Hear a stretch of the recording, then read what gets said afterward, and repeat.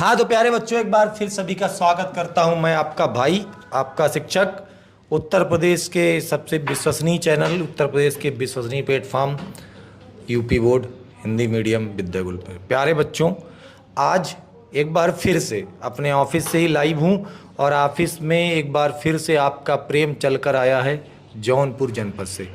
जौनपुर जिला जो कि प्रयागराज से मेरे हिसाब से 200 किलोमीटर होगा। हाँ, नहीं 100 किलोमीटर लगभग दूर है। वहाँ से 3 बच्चे चलकर आए हैं। कैसे आए हो पहले ये बता दो भैया। बस से बस से आए हैं। बस से सोचो आए हैं केवल अपने शिक्षकों से मिलने, और कोई काम था नहीं सर, और कोई काम नहीं था, केवल अपने शिक्षकों की टीम से मिलने के लिए जौनपुर जनपद से आए हैं।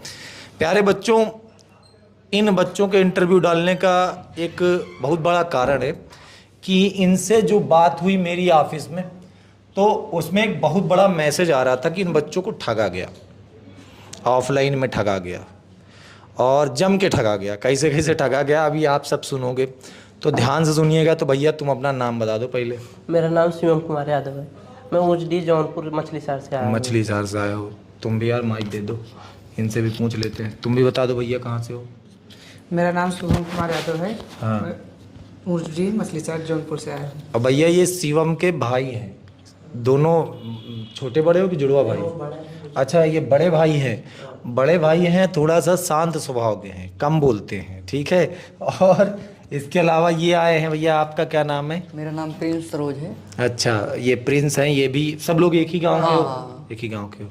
तो हम इस चर्चा को कंटिन्यू करेंगे शुभम भाई से। शुभम भाई हमारा बोलने में बहुत तेज है। अच्छा, शिवम भाई। शुभम भाई बहुत कम बोलता है। अच्छा, तुम गुस्सा गए होगे काफ़ी देर से, मैं तुमसे बार बार भी बोल रहा हूँ।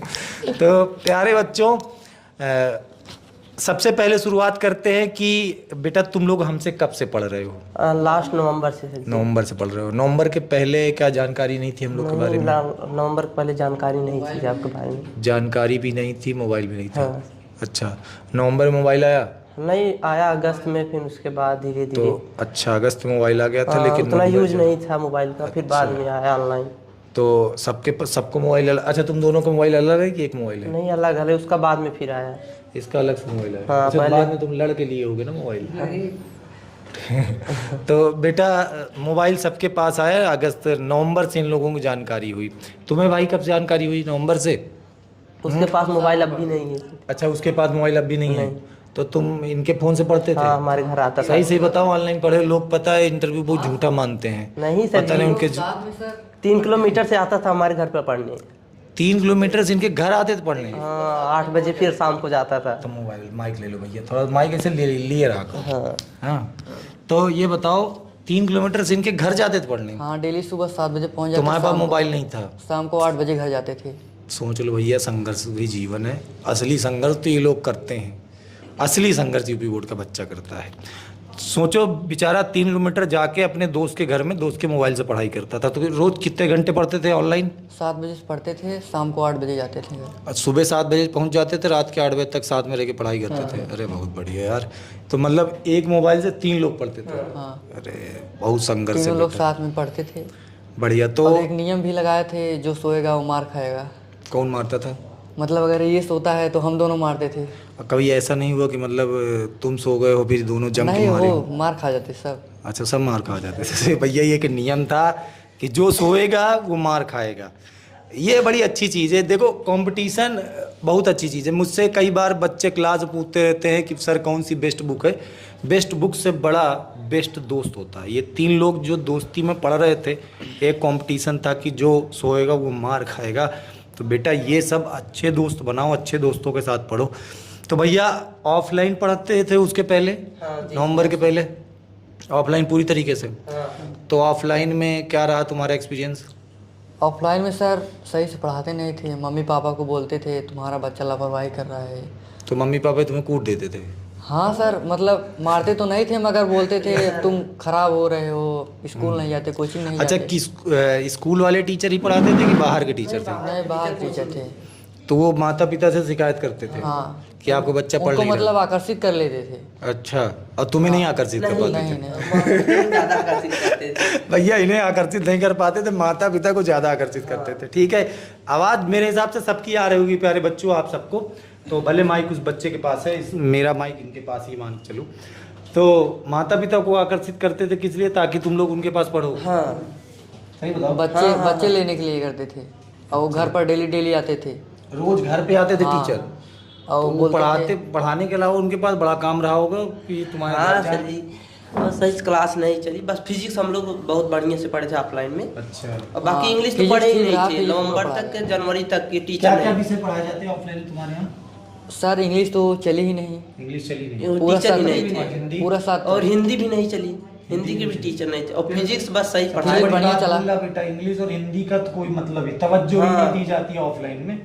अच्छा, फिजिक्स केमिस्ट्री मैथ बायो जो पढ़े। हाँ। फिजिक्स बढ़िया चला और बाकी फिजिक्स मैं तो अच्छा, था बायो नहीं। लिए तुम। हाँ बायो से थे। चलो बढ़िया। तो शिक्षक तुम्हारे जो थे वो तुम्हारे गार्जियन को किस तरह से आकर्षित करते थे? थोड़ा आकर्षित करने वाला बता दो, ये फार्मूला कई लोगों को काम आ जाए। मतलब सर आते थे घर पर बोलते थे कि बच्चे मेरे पास भेजो, मैं सही से पढ़ाऊंगा, बच्चे का भविष्य खराब हो जाएगा घर पर बैठेंगे तो तुम लोग जो है पढ़ते थे तो बड़ा डर रखते थे रहे होगे। हाँ तब सिलेबस भी नहीं उतना पता था कितना सिलेबस है, जब पता ही नहीं था तो बाद हम बोल दिया। बोलते थे सर बुक मत खरीदो, जितना पढ़ाएंगे उतना आएगा, फंसेगा सब। अच्छा, बुक भी नहीं खरीदो? हाँ मैं बुक नहीं खरीदे, तो लास्ट में नवंबर में हमसे बुक खरीदे। लो, इसीलिए- सोचो कैसे कैसे लास्ट शिक्षक में सर मार्केट हम में लोग पड़े। अनसाल्व लिए, उसके बाद सीरीज लिए और किताबें भी लिए। कॉपी वॉपी खरीद लेने देते थे कि नहीं? काफी सर वो हाँ तो तू हमका खरीदना था ना। भैया ऐसे शिक्षक मिले थे, बोले थे बुक मत खरीदो, जो हम पढ़ा रहे हैं केवल उतना पढ़ लो। तो मतलब वो जो पढ़ाते तो रामबाण था क्या? मतलब वही नहीं सर जी, पढ़ाते क्या थे, सर आप पढ़ते खुद भूल जाए। बताए थे ना, बस फिजिक्स सही था, फिजिक्स बस सही से पढ़ाए जो थे। पढ़ो खुद भूल जाओ। हाँ सर और बायो तो सर, वो एनसीईआरटी अपना लाइन बाय पढ़ाया- लाइन लिखवाते थे, एनसीईआरटी अपना पढ़ाए हुए सर नोट्स खुद ही नहीं कभी पढ़ते थे, एनसीईआरटी से जाते समय भी नहीं पढ़ते थे। बायो बहुत सरल था लेकिन फिर भी हार्ड लगता था। फिर हमने संकल्प सर जी को लिया लास्ट में क्लास। बढ़िया, चलो। सर लाइव क्लास चलती थी, हम लोग सब लाइव क्लास में संकल्प सर बढ़िया पढ़ाते थे। एकदम सर। सही बताओ। संकल्प सर, हाँ, सर जी, साल अंकित में सर भी, जो पढ़ाए थे वो मतलब पूरा साल के बराबर सब था। बढ़िया समझ में आया? हाँ अच्छे से? हाँ बढ़िया है। अंकित सर भी बहुत बढ़िया पढ़ाते थे। तो संकल्प उन सर लोग की नोट्स ऑफलाइन में नहीं बनाए थे क्या? बनाए थे सर लेकिन वो ऑनलाइन कभी क्लास नहीं चलती पढ़े। थी, हम लोग पूरा लिख लेते थे ऑनलाइन। Online class? हाँ ऑनलाइन फिर से नोट्स और बनाए, experience भी जनवरी हो तक गया हम था सब बढ़िया। लिखे पूरा। अच्छा, तो यूट्यूब से पढ़ाई करते थे कि Yes. बाद में बैच वैच में लिए थे? विद्यापुर बैच बैच लिया नहीं था। लिए। अच्छा, बैच नहीं थे, यूट्यूब से पढ़ाई किए थे बच्चे हम लोग से केवल। और लोगों को बाद में पता चला ऑनलाइन के बारे में। थोड़ा सा मुझे कुछ और बात बताओ कि तुम्हारे साथ ऑफलाइन में क्या क्या घटना घटित हुई जो अभी मेरी तुम्हारी चर्चा चल रही थी? ऑफलाइन में तो सर जी पहले नंबर सिलेबस पूरा नहीं हुआ था, जैसा कि बताया हिंदी इंग्लिश कोई मतलब ही नहीं था। और जो 3 विषय केमिस्ट्री चलते पूरी पढ़ाई गई थी? नहीं, केमिस्ट्री मतलब ऑर्गेनिक केमिस्ट्री पढ़ाते थे, विकास सर थे और पढ़ाते थे, तो उन्होंने बस ऑर्गेनिक पूरा किया था। भैया ये वाला इंटरव्यू इनके सर जी देख लेंगे तो सर जी की बाजार थोड़ी सी गड़बड़ हो जाएगी। हाँ सही और बात, inorganic सही में बात दो बोल रहे हैं। chapter हम थे, लोग को inorganic डांटेंगे लेकिन अब क्या करें, लेकिन reality लेकिन है, अब वो बता एक रहे हैं। लेकिन अब एक बात है कि अब तुम्हारे पिताजी के पास शिकायत तो करने नहीं जाएंगे ना? नहीं नहीं 12 के आगे तो नहीं पढ़ाते वो लोग? बोलते थे सर बाद में भूल गए। समझे, बाद में घर वाले भी समझे। अच्छा, बाद में घर वाले हाँ ऑफलाइन हम लोग मतलब छोड़ दिए कोचिंग। बाद में वो लोग भी सपोर्ट किए। काफ़ी डर के साथ हम लोग ये इंटरव्यू शूट कर रहे हैं ताकि इनके सर जी देखने के बाद किसी प्रकार का इनके ऊपर हमला ना करें, गार्जियन पे दबाव ना बनाएं। नहीं सर जी चलो, सही है। बढ़िया है। तो ऑनलाइन पढ़ाई अच्छे से समझ में आई? हाँ चलो बढ़िया भाई। तो आगे क्या करना चाहते हो बालक? आगे सर पॉलिटेक्निक फाउंड आया हूँ। अच्छा, तुम पढ़, लेकिन तुम क्या करना हम चाहते हो? नीट का मतलब इस बार से क्लास लेंगे। भाई इस बार तुम भी कुछ बोल दो, क्या करना चाहते वी हो? फार्मा। बी फार्मा, ठीक है, अच्छा लगेगा। अच्छा। भविष्य में क्या करोगे? दवाई बेचोगे? हाँ सर। हाँ, ठगोगे तो नहीं? नहीं ठगेंगे नहीं। ठगेंगे, ठीक है भैया। बी फार्मा करेगा, थोड़ा बहुत बोलता है बच्चा, बहुत कम बोलता है, इसका भाई है ना। अच्छा, दोनों भाई के बीच कभी कभी लड़ाई नहीं होती?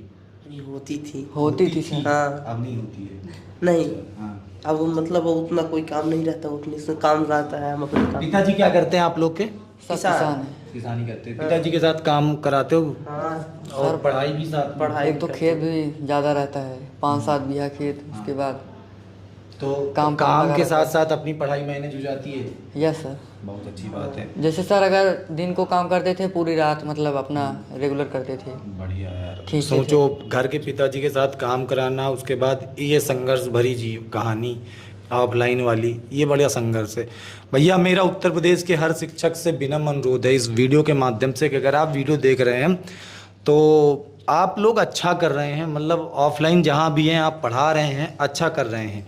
लेकिन अगर कहीं आपको अपने दिल पे हाथ रख के सोचिएगा कि छोटे से धन कमाने के लिए, कुछ रुपए कमाने के लिए किसी के भविष्य के साथ कोई खिलवाड़ नहीं करना चाहिए। अगर मान लीजिए आपको क्वालिटी में कमी आपकी क्वालिटी में कमी है, आपके कंटेंट में कमी है, तो मैं आपको एक छोटी सी सलाह देता हूं कि आपके पास ऑनलाइन सारी सुविधाएं उपलब्ध है। आप एक शिक्षक की भांति भी पहले पढ़ करके फिर पढ़ाइए, अच्छा पढ़ाइए और क्वालिटी कंटेंट पढ़ाइए, क्योंकि आपके लिए हो सकता है कुछ रुपयों की बात हो, कुछ छोटे से धन की बात हो, लेकिन इन बच्चों के पूरे भविष्य की बात हो रही है।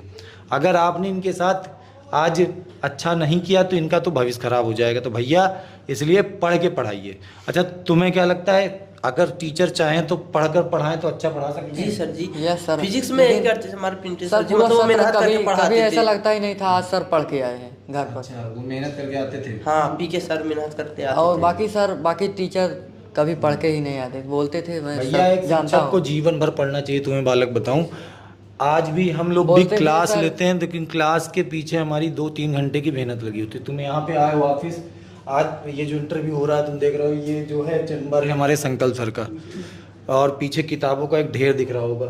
ये किशन सर यहाँ बैठते हैं, किशन सर के चैम्बर में किताबों का ढेर होगा। हमारे यहाँ के जितने भी शिक्षक हैं आज भी एक विद्यार्थी की तरह पहले पढ़ते हैं और फिर पढ़ाते हैं, और अच्छा से अच्छा पढ़ाते हैं। इसका कारण यही कि पढ़ना, शिक्षक को कोई बंद करना ही नहीं चाहिए भाई, पढ़ना हमेशा पढ़ना चाहिए, अपडेट होना चाहिए और बच्चों के साथ अच्छा सर पढ़ने से वो नई नई जानकारी भी मिलती है, वो बढ़िया और बढ़िया सरल भाषा में अपने हिसाब से बना सकते हैं, जितना ज़्यादा ज्ञान रहेगा आपका। अगर आप रोज पढ़ के पढ़ाएंगे तो बहुत सारी चीज़ें बदल जाती हैं। तो बच्चों क्या संदेश देना चाहते हो? अगर मान लो तुम्हारा वीडियो यूपी बोर्ड का हर बच्चा देख रहा है तो क्या संदेश देना चाहोगे? हाँ, यही कहना चाहेंगे सर जी, हम लोग मतलब विद्याकुल से जिस हिसाब से मतलब 3 महीने में इतना अच्छा कर पाए, और जो शुरू से क्लास लेगा वो मतलब होता है कि मतलब सही करेगा ही।